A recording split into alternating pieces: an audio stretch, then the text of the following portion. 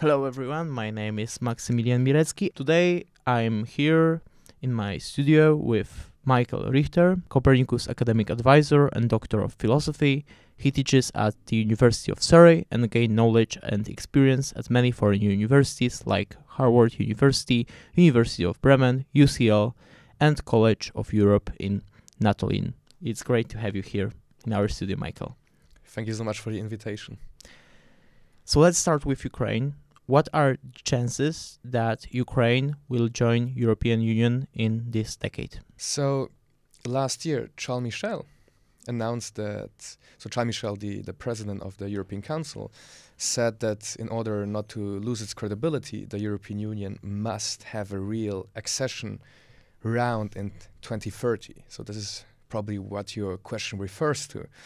And it is actually true that the EU is kind of playing with its credibility, saying or meaning that if it prolongs this accession, let's say, process, which has been ongoing for many, many years, for many countries, for too long, it loses credibility in terms of being this organization which takes in democratic states that conduct reforms, because this is basically the main, so to say, incentive for many countries of the, let's say, former post-socialist space in order to reform, which means those countries see the European Union as a reform incentive. However, so European Union membership as a reform incentive. However, the thing is here, if this incentive is not credible, then this reform incentive is also not there, also present, because policymakers in those countries, which are characterized by a different, let's say, good governance issues, right?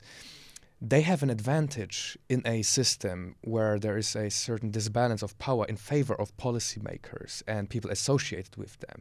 So European Union membership is considered this main incentive in order to give up some advantages that they have in the system, enjoy in the system, because through this they actually managed to sell a certain political idea, that is the EU accession to its population. Through this they can get popularity. So coming back now to your question, and this was just very briefly about outlining the general problem the European Union is facing, the credibility requirement, we can also say, right? Because the last accession round has been in 2011 with Croatia. Since then, it has been over a decade since we 2013, since we didn't have an accession enlargement round, over a decade in any case, which means that really at this point, this is something remarkable, but it really calls also into action in some countries the credibility of the European Union. And probably the country of the highest, so to say, necessity of a credible European Union accession perspective is Ukraine, because for Ukrainians, it's not just that they are being, let's say, in favor of the EU membership and they want to move in this direction. I'm talking about the population, particularly here. It's they're dying for it. This has been already on the Euromaidan in 2014. So there's this very well-known documentary which it's available on Netflix about the Euromaidan revolution, and there they say, this is all we have, right? We have to move there. This is our freedom. We are Ukrainians. We have to move in direction of freedom, right? This is what makes us Ukrainians, freedom and democracy. So it's a way, right, of moving forward, and the European Union is associated with freedom and democracy and human rights for Ukrainians, for many other countries in the post-Soviet space, which means, however, also that it's a counterpart to Russia, which is very important. So the European Union is being seen as the counterpart to corruption, to authoritarianism, to dictatorship. So this is something we should keep in mind. So the question of whether whether Ukraine can join the European Union is really a question that takes two. So there's a nice saying, it takes two to tango, which is really, really also imminent in this case, because on the one hand, if the European Union manages to have a credible or issue a credible accession perspective to those countries like Ukraine, but also countries in the Western Balkans, this can be an incentive to reform. And by reforming, they then have a real perspective to join the European Union, right? So the question is, where do we stand today? Because I guess that's also part of the question here, is really that the European Union, so Ursula von der Leyen or the European Commission as such, it was supposed to now outlined the negotiation framework for negotiating the EU accession or membership for Ukraine, because Ukraine is now an official accession member, so it has the formal perspective, but now it's about making the next step. So the negotiation framework is the next step. However, now because of the European election, which we have in June 2024, so in a few months, the European Union decided to postpone it because they said it could be potentially problematic, that it might give some ground to, let's say, certain Eurosceptic parties and groups in the European Union, of which some are very active also right now in many EU member states. I just put in the phrase of the farmer protests right now that we are observing. So it was a political decision to postpone it. Of course, the signal being sent out is a bit like, you have this new state that you're in, so you're an EU accession member, but we will wait for political reasons on issuing the accession framework or negotiation framework for that matter, which can be seen as a bit problematic in this regard, because what I think those Ukrainians are most afraid of is that it becomes again like a stop and go process that ends at a certain point, which was very much their experience of the past 20 something years since they officially proclaimed that they would like to approximate with the European Union. So the European Union always gave out one more, let's say, step for Ukraine which they could take, but they could never really go the way until the EU membership, like the real membership. Now there's the next step where they have the perspective of joining the European Union, which was withheld before the large-scale invasion happened. But now I guess they're afraid that it's just formally on paper, right? So it is a bit of a problematic thing for this matter. However, at the same time, of course, it requires a certain homework that is being done by Ukraine, by Kiev, by the policymakers. So it's not just that the European Union lays out a negotiation framework and the European Union issues an invitation. It's also, of course, about what the policymakers in Kiev do. And so we have seen, I think it was last month, that Transparency International, they issued their yearly corruption perception index, and we saw in it that Ukraine has improved by 3 points, which is one of the, if we see the cumulative development of Ukraine over the years since 2014, it's actually one of the countries with the highest increase of or decrease of corruption perceptions, which is a positive thing, which means that the perceived prevalence of corruption, which is a main issue if we are talking about EU accession, right? Because it's a lot about the functioning of institutions, and corruption is usually seen as a proxy measure for how those institutions function. And the fact that corruption is going, at least it's perceived as going down, is really a good sign that steps in the right direction are being made.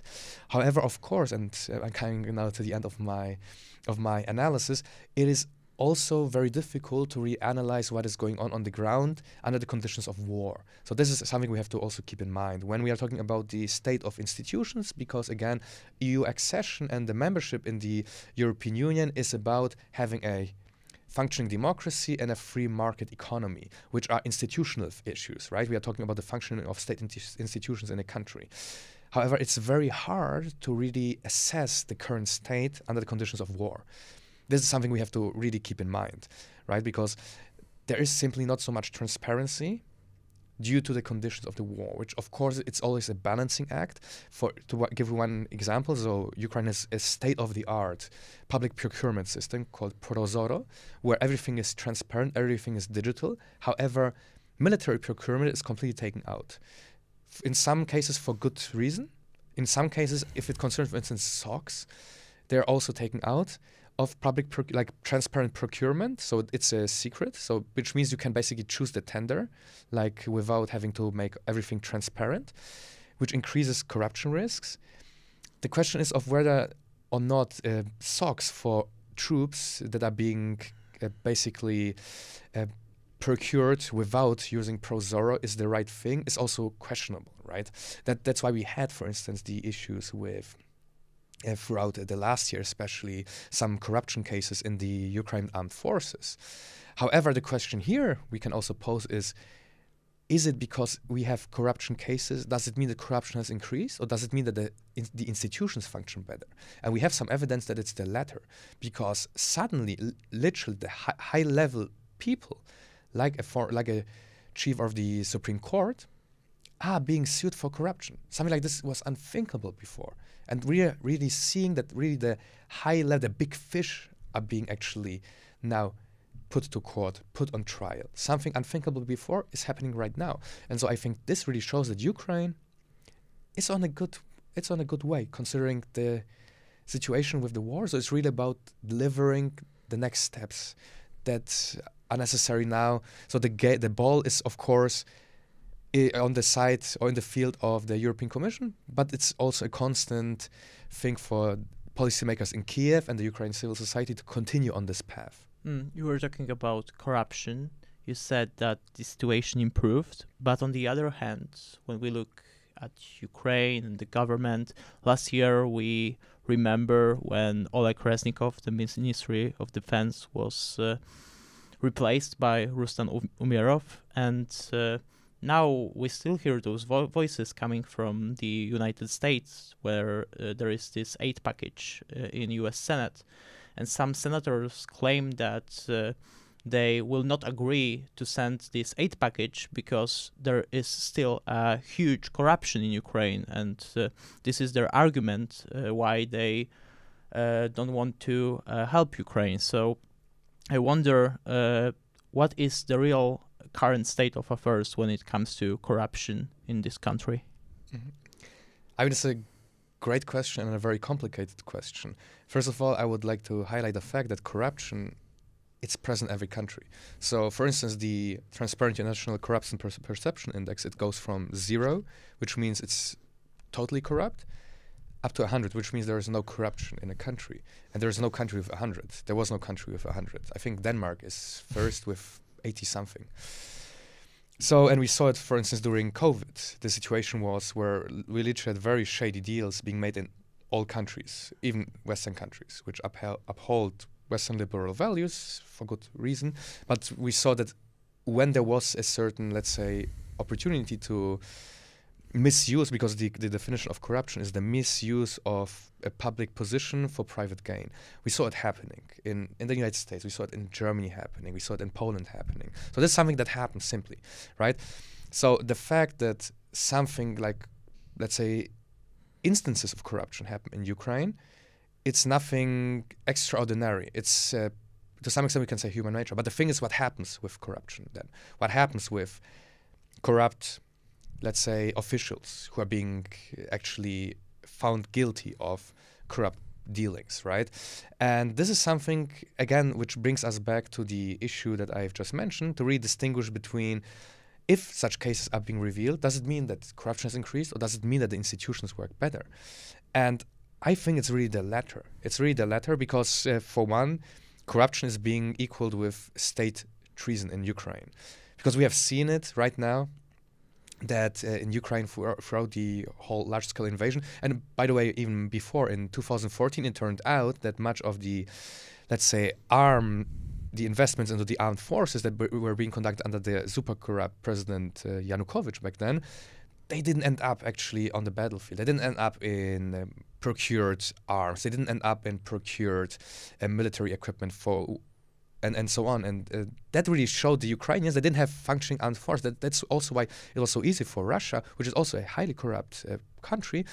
But it took a lot of, let's say, pride and effort into, despite this high level of corruption, having some sort of functioning armed forces, which Ukraine did not have at all. So Ukrainians in 2014, they also realized, like, look, guys, corruption is a huge issue.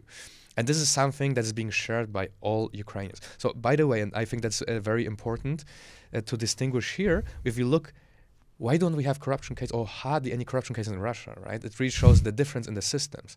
And I think it's important that we talk about a corruption case. By the way, it was very interesting that simultaneously, whilst the revelation, for instance, it was January 2023, we had the revelations about the procurement in the military where corruption or corruption risks were revealed. They were almost simultaneously revealed by the anti-corruption police, NABU, as by the civil society organizations. They also called into attention saying, look, guys, we have here most likely cases of corruption, which shows we have a functioning civil society in Ukraine, which, however, means that we on the one hand, we need to trust them. On the other hand, we need to make transparent a lot, as much as possible. Of course, without going into the tapping into the risk of revealing state secrets, right? It's a certain balance. However, I would say that in the end, there are already the mechanisms in place in Ukraine to ensure that the money being sent to Ukraine and the weapons being sent to Ukraine, they're being used for the defense of the country and not for corrupt reasons. And here we have to really look out the fact that we do not end up also spreading Russian propaganda, which is very, of course, happy about kind of echoing this idea that, look, Ukraine is corrupt. This is, by the way, also something that Vladimir Putin spoke in his, I think it was 21st of February 2022 speech. It was when he recognized the so-called Donetsk People's Republic and Luhansk People's Republic. He talked about anti-corruption reforms in Ukraine, saying they didn't bring anything, which is very important because that's one of the key narratives of Russian propaganda, saying, look, Ukraine is a failed state, it's a corrupt state, there are corrupt Nazis in power, right? That's basically the main narrative that Russia uses, but corruption plays a huge role. So it is a certain paradox because on the one hand, again, as I said, corruption happens everywhere. So we don't have a country without corruption.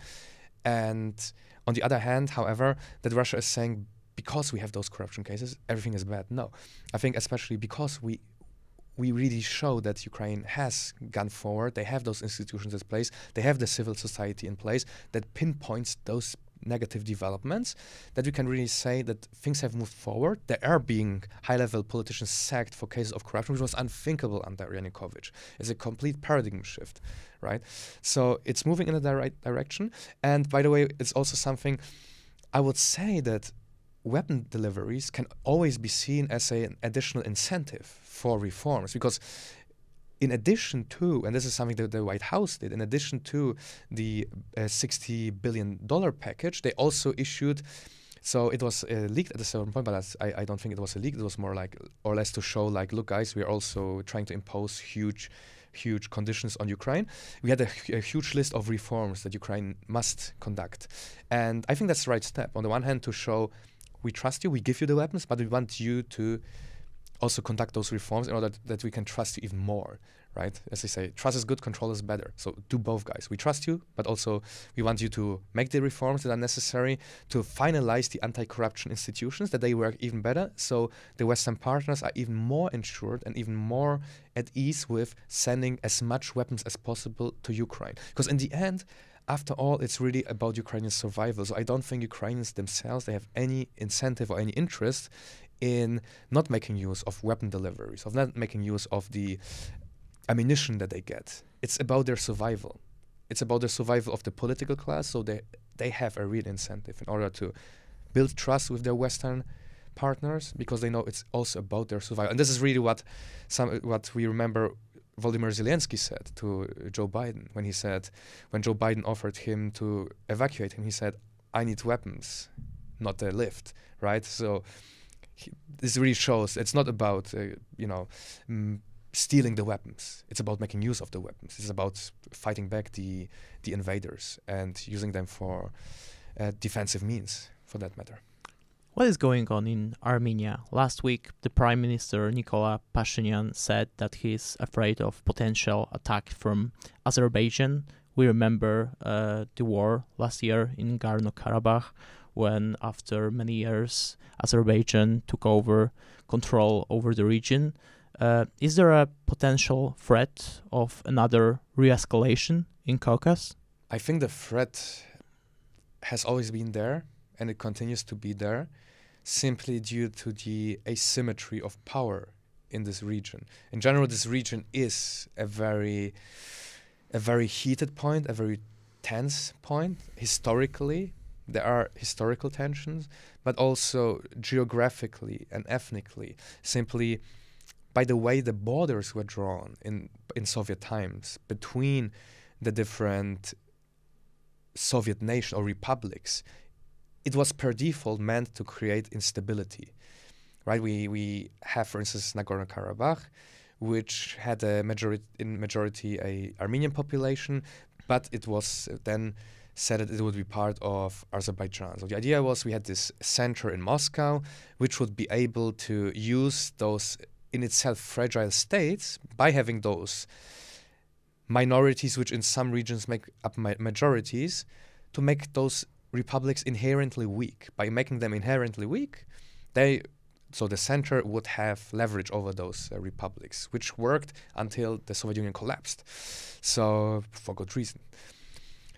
But here is really the thing. So this is something which we have to keep in mind when we talk about the Caucasus, that those conflicts, they are relatively old, and then there are, so to say, a problem in the construction of how those ex-Soviet republics were constructed. It's a border conflict, we can say, to some extent, or the way the borders were drawn also. We see it in Africa, in many countries, right? The borders were drawn relatively artificially. And so we have to keep this in mind. And the problem is, just as Moscow ensured, so I'm talking about Soviet times, a certain relative, let's say, we can say, in quotation mark, peace among, although it was a totally imperfect peace. We also had pogroms happening there, but Moscow kept the upper hand for a long time, as long as the Soviet Union existed. Once the Soviet Union broke down, we saw really that those conflicts, they emerged because we had a weak center, that is, or a weak former colonial power, that is Russia. However, in the 1990s, Azerbaijan was still relatively poor. I mean, still relatively, if we look at per capita terms, relatively poor country, but they make a lot of money by selling oil and gas, right? But in the 90s, they did not make yet so much money, and Armenia, with the help of Russia, who has been a let's say, protector of Armenia historically also, they managed to win the first Nagorno-Karabakh war of the 1990s, so they then took control of those territories of Nagorno-Karabakh and some additional territories. Then in 2020, we had the first, let's say, part of the second Nagorno-Karabakh war, where Azerbaijan took control of many parts of this of the territories that Armenia controlled before, and Armenia started to be very disappointed in the society, especially disappointed by the behavior of the Russian Federation, because it was seen as a protector. Armenia is part of the same defense organization, the Collective Security Treaty Organization, CSTO in short, which is, so to say, the Russian pendant to NATO, which also has this, let's say, Article 5 kind of a defense clause where all countries must defend each other. But Armenia was disappointed. It was seen back then by Russia, or analysts said that Russia was doing this in order to basically kind of penalize Pashinyan, who was one of the first presidents of post-Soviet Armenia, which did not come from the Nagorno-Karabakh clan. So the president before, Sargsyan, he was from the Nagorno-Karabakh clan. So this was a clan who lived in the territory, or who is originally also from the territory, which is now under control of Azerbaijan.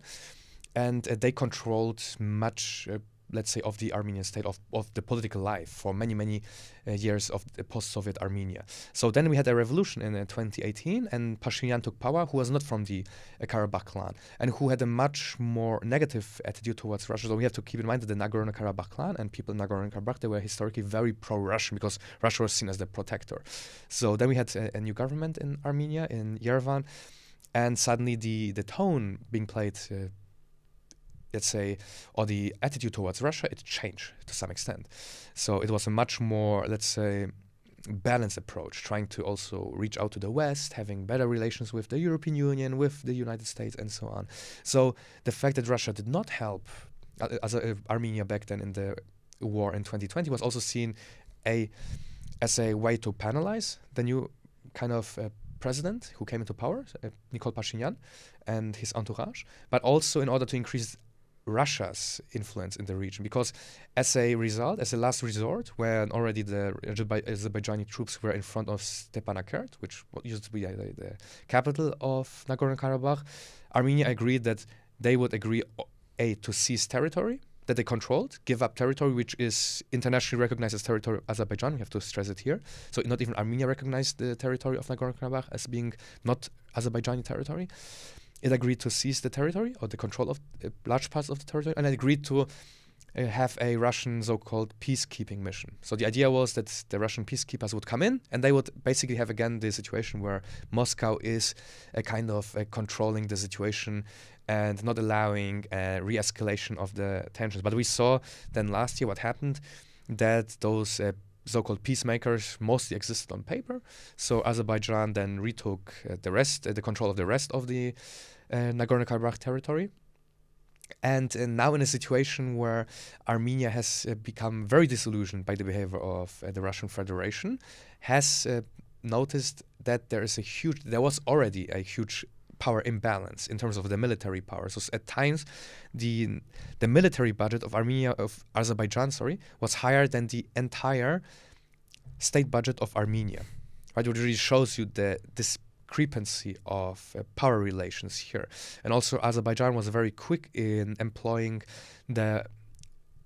we could say really cutting-edge technologies of warfare. So one of the first modern drone wars was actually being fought in the second Nagorno-Karabakh war in 2020, where we saw the large-scale deployment of drones by Azerbaijan, to which the Armenians were largely unprepared. So they were fighting still in a war in the 1990s, that was being fought in the 1990s. Azerbaijan fought a way of, we can say really like a modern war of the second decade of the 21st century. This is important also to keep in mind. So this really led to a situation in which we have a tremendous power imbalance, and Armenia is basically left largely to its own, because its protector, former protector, original traditional protector, Russia, is relatively disengaged, not interested. And as a reaction, Armenia has now reached out to Western countries, to France particularly, where France is supplying now Armenia with different kind of military equipment, also with weapons and so on. And this, however, is a certain vicious circle, because on the one hand, the more Armenia reaches out now to Western countries, the more also Russia becomes disinvested or interested in kind of penalizing the current government in Yerevan. However, through this, also Armenia comes in a situation where it's even more vulnerable to any kind of Azerbaijani aggression. So now, this week we had now the situation where the Armenian president, Nikol Pashinyan, was saying openly that a war can break out at any moment. So the situation is now that there are 4 villages which are being controlled by Armenia, which Azerbaijan wants to take control of. The problem hereby is, however, that because the border between Armenia and Turkey is closed, the border between Armenia and Azerbaijan is closed, it would basically effectively, because a corridor goes through those 4 villages, it would effectively isolate Armenia entirely. So Armenia is in a very problematic geopolitical situation for this, also geo-economic situation for this. And it's a very, problematic situation for Armenia at this point. So a war is a realistic situation simply due to this imbalance of power, due to the situation that Azerbaijan is escalating its demands towards Armenia, because they know they have the upper hand at this moment, militarily, geopolitically, geostrategically. And Armenia has a problematic situation because, of course, how far can a president, we have to keep in mind that Armenia is a democracy, how far can a president push those demands and agree to those demands which are totally unpopular in the society? Of course, they don't, again, and this goes back to history, they are not the best friends, to say the least. They really, for most of the party, don't like each other very much, even the people amongst each other. So it's very unpopular to give in to the perceived aggressor in a country. We see it in Ukraine the same. So how much support would there be for giving any territory to Russia officially? Almost no support for better or worse, right? So this is something we have to keep in mind. That's the problem. Those are democracies. They have to kind of factor in also the political situation, the domestic political situation, the kind of opinion of the population. So that's the kind of, we can say, simply the reality of democracies. And so the president of Armenia is in a very problematic situation right now. Michael, thank you for your expertise and thank you for conversation. Thank you so much, Max. It was a great pleasure to be here. Thank you for watching our podcast. Please remember to subscribe our channel and leave a like button. You can also share this video to your friends. Thank you for having you today.